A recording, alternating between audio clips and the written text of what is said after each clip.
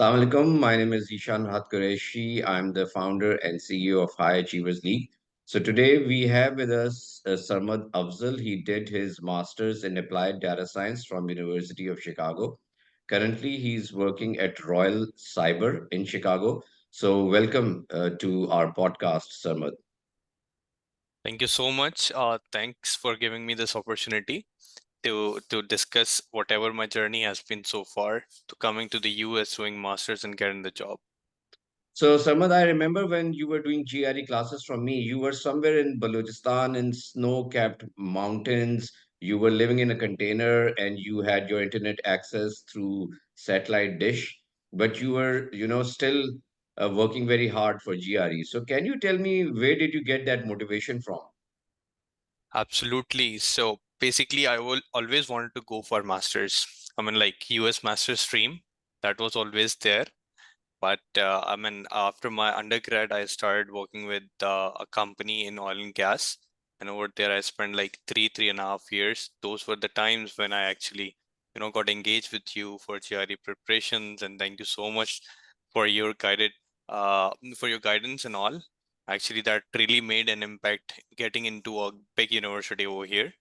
Thanks again. And so basically, the motivation was always there, and I always wanted to go for higher education and understand what international education is and how it would be helping in shaping my life future to come and be around and surrounded by better minds, big minds, and see how tech basically is taking over the world.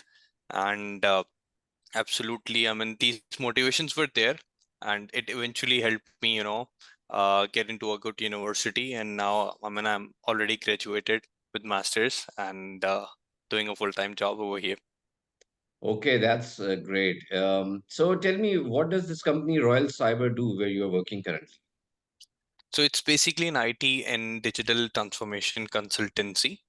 Uh, they basically specialize in digital transformation, but now the sector with which I'm working over there is generative AI that is basically focused towards the large language models, which are very, hot these days.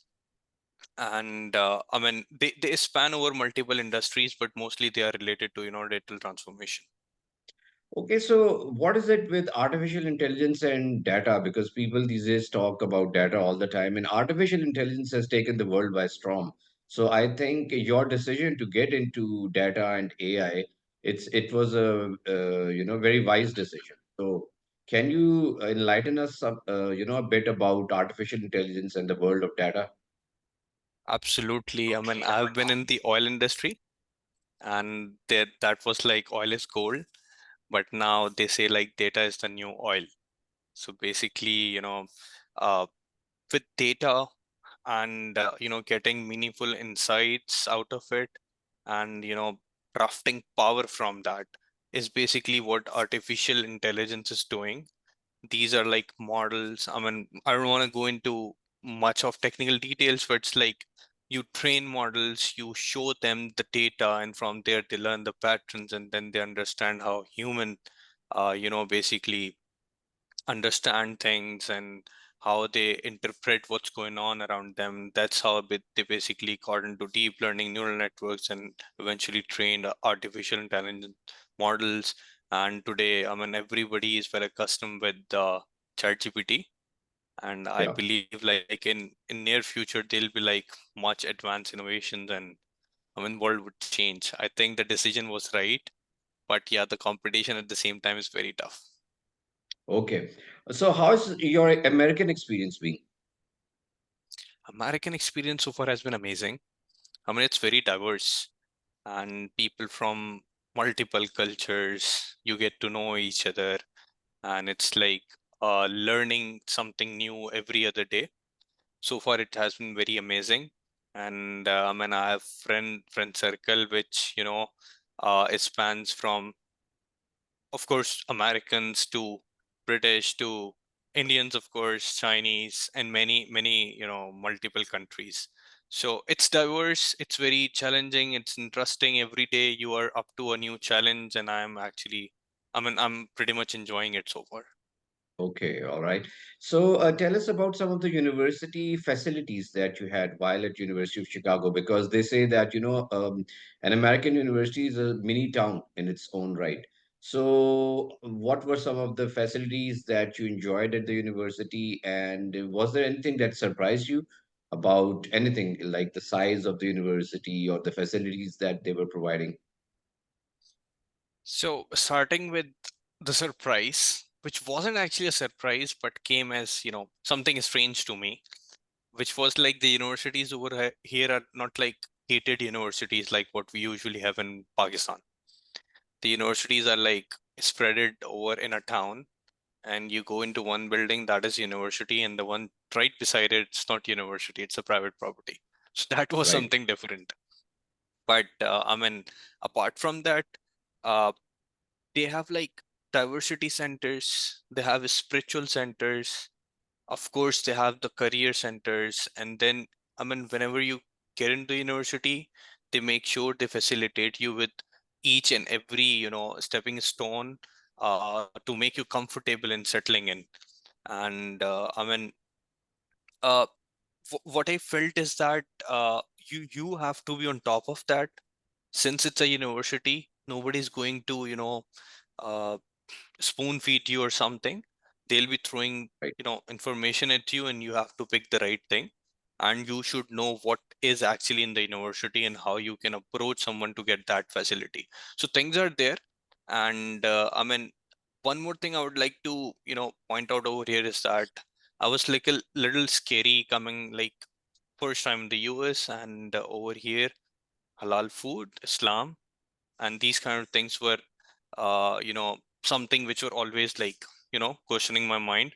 But honestly, I found like good Muslim community over here. They have like spiritual centers, they have like mosque and everything. They really make sure that everybody who's coming from different race, different religion is comfortable over here and is getting opportunities to practice whatever he feels necessary. So so far it has been great. All right. So, were you living in an on-campus accommodation or an off-campus accommodation? And did you arrange for that before you left Pakistan? So basically, in University of Chicago, they have like they do have honestly I didn't never explored, but I'm sure they have like on campus accommodation. But the campus is like spread it in a town called Hyde Park, and over there most of the people are living off campus, and that apartments are like 5 to 10 to 15 minutes walk from the campus. Okay. So I lived off campus, and for that, I actually planned and I actually got into groups. Before coming to US, there were like groups of University of Chicago's incoming, cohort, and over there, I interacted with a few and gotten with some roommates. Yep. All right. And how has been your journey to getting admission in University of Chicago? Because obviously this is a very prestigious school, and it's not easy to get admission there. So tell us something about your preparation to get admission, and what some of the things. What were some of the things you went through in getting admission here? So, yep, it's a standard application as you would do for any university over here. And then they take around 1 month to process it and give you a result, or maybe if there is a next step or interview or something. So that pretty much standard thing was there. Apart from that, for preparation, you need to have like very good essays. One is the standard, which is like you need to tell your ambitions, like why do you want to go into that program, what you're gonna get out of it, and how you're gonna implement it. So these things are there, but some universities, like University of Chicago, they do have like specific live interview questions, and those are actually recorded, but it's like if, like certainly prompted out. It's not like they are timed and all, but a virtual thing is taken it, but still these are like live kind of interviews. So these kind of three interviews were there, and there was like some specific questions for essays which you have to write instead of recording, and those were like related to the field of data science. Some experience and how I'll what I want to get out of it. and again how I will implement it. Right. And then there are like some behavioral questions, and so this is how you have to prepare yourself. And then your GPA in your undergrad really matters.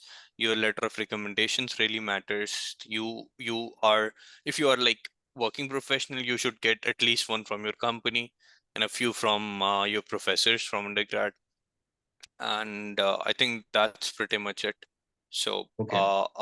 again, sorry, I'm missing one of the most important thing, which is GRE, of course. GRE and IELTS. These two exams are, pretty important. And the thing with GRE is that it really makes impact while they are deciding scholarship for you. Getting Okay. admission, usually they've Right. started waiving off, but now if you want to get scholarship, I think GRE really makes an impact. Right. So there are some universities that say that, GRE is not required, so they don't even look at the GRE score. So that's fine. But then there are some where GRE is optional. So wherever GRE is optional, I would say it's a good idea to take the exam.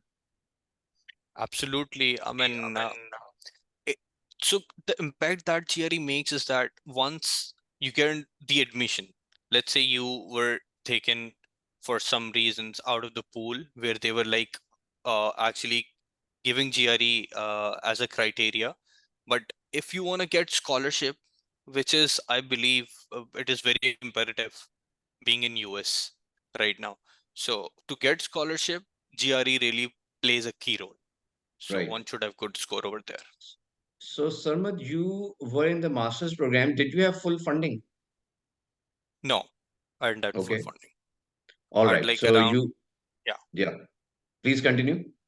yeah, it was around 20% of my whole program fee. All right. Then the rest of it you chipped in. Yep, All right. So, what was your GRE score? my GRE was 316. 316. And what about IELTS? IELTS was 7.5. All right, that's great. And before this degree, what was your last degree in Pakistan and what was your CGPA there? So I have like very diverse professional academics than what I'm doing right now. So I did mechanical engineering in my undergrad, and over there I graduated with high distinction and 3.84 GPA from GIK. After that, I started working in an oil and gas industry, and then I'm into data science. So yeah. Right. So this means that usually I've seen that the Americans, they don't mind changing the field as long as it makes sense and as long as you can establish that in your essays. But since you joined the data science program, were there any prerequisites like computer science programs that you needed to have? Absolutely. So, one good thing which happened to us was that they had like pre-quarters. So before even starting quarter, they were spending like 1 month in which they were giving you foundations for you, like preparing you for the real courses. So over Okay. there, they taught like basic courses and prepared you to go on to your actual semester. All right. Okay.